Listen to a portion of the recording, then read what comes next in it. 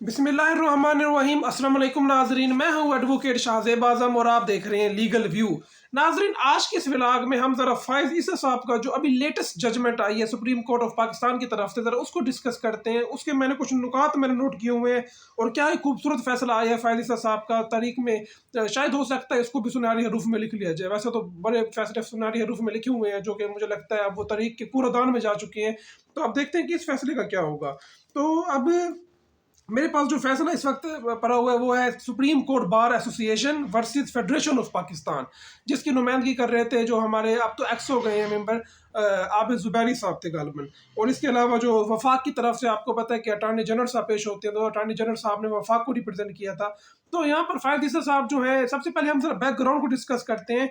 बल्कि मैं पहले डायरेक्ट पॉइंट्स पे आता हूँ। तो पॉइंट्स पे ना ये अक्सर में ये केस था कि ये जो पाकिस्तान में इलेक्शन नहीं हो रहे, तो इलेक्शन को सुप्रीम कोर्ट से चाह रहे थे कि सुप्रीम कोर्ट एक ऐसा हुक्म दे जिसमें पूरे मुल्क में इलेक्शन हो और जो 90 दिन वाली शिक है उसके ऊपर इम्प्लीमेंटेशन हो।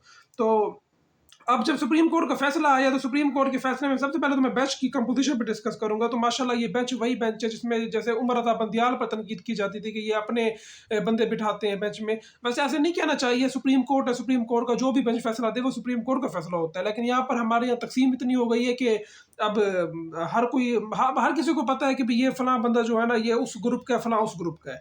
तो अब देखते हैं, अब अतर मिनल्ला साहब, जस्टिस जमाल खान मंदुखेल साहब और मोहतरम फैज़ ईसा साहब, ये 3 रुकनी बेंच था। और इस बेंच ने जो फैसला दिया है वो भी सोने पे सुहागा फैसला आया। सबसे पहले मैंने 4 नुकात अलग किए हुए हैं, वो हम डिस्कस करते हैं। सबसे पहला नुकता जो उन्होंने इसमें कहा है कि हम अब क्योंकि तमाम फरीक मुत्तफिक हैं कि 90 दिन में इलेक्शन नहीं हो सकते, 90 दिन 6 नवंबर को पूरे हो गए हैं, उसमें इलेक्शन तो नहीं हो सकते थे। तो 90 दिन की जो मुद्दत है वो अब गुजर गई है और अब हम इस मुद्दत को कानूनी तहफ़्फ़ुज़ नहीं दे रहे।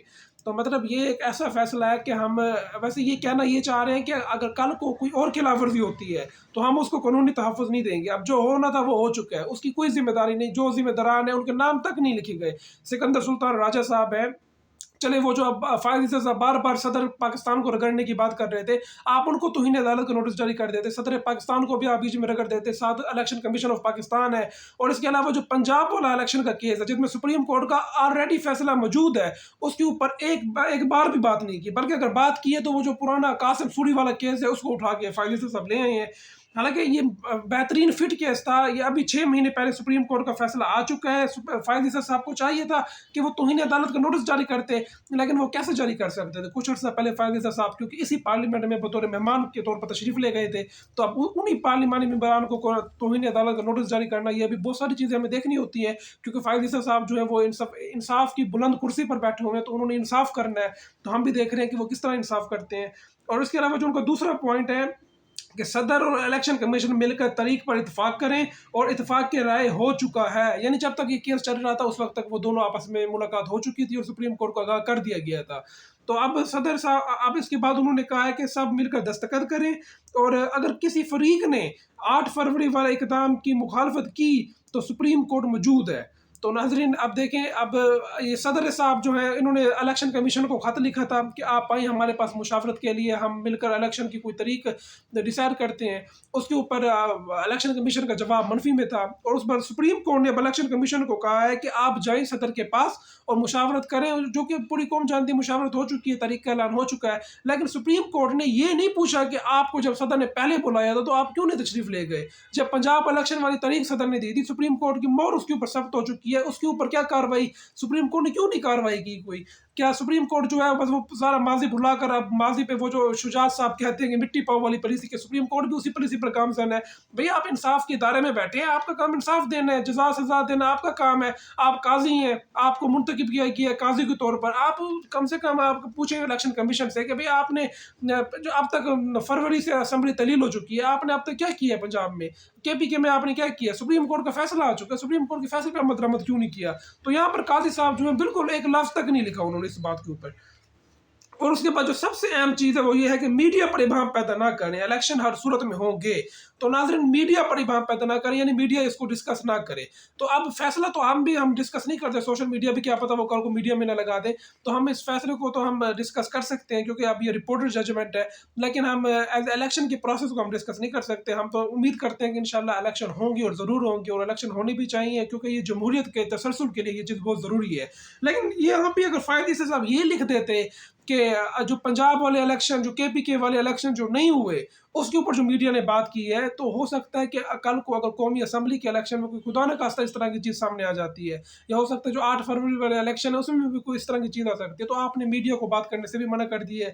تو ناظرین ویسے تو یہ فریڈم آف ایکسپریشن کی بات کرتے ہیں, لیکن اگر ہم قانونی فیکٹس کا جائزہ لیں تو ہمارے سامنے پنجاب اسمبلی کے الیکشن, اسی الیکشن کمیشن نے کہا تھا کہ ہم 14 مئی کو الیکشن کرا دیں گے, نہیں ہوئے.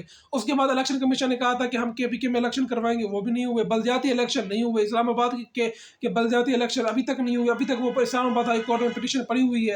اور اس کے علاوہ پنجاب کے بلدیاتی الیکشن جو 28 اپریل کو ہونا تھے, وہ آج نومبر تقریباً جو ہے وہ بھی سٹارٹ ہو چکا ہے, بلکہ نومبر کا مڈ ہونے والا ہے, تو ابھی تک الیکشن نہیں ہوئے بلدیاتی. اب ان تمام چیزوں کو دیکھتے ہوئے ہمارے ذہن میں ایز اے ہیومن بینگ ہمارے ذہن میں بہت سارے خیالات جنم لے سکتے ہیں کہ اب آیا کہ جو 8 فروری پر الیکشن ہے وہ ہوں گی بھی صحیح یا نہیں ہوگی. تو فائد عیسیٰ صاحب نے اس پر بھی بات کرنے سے منع کر دیا, لیکن اب کیونکہ اب سپریم کورٹ کا فیصلہ آ چکا ہے تو اس کے اوپر تو اب بات نہیں ہو سکتی, اور بلکہ ہم تو امید ظاہر کرتے ہیں کہ اب الیکشن ہوں گے اور ہونے چاہیے بھی صحیح.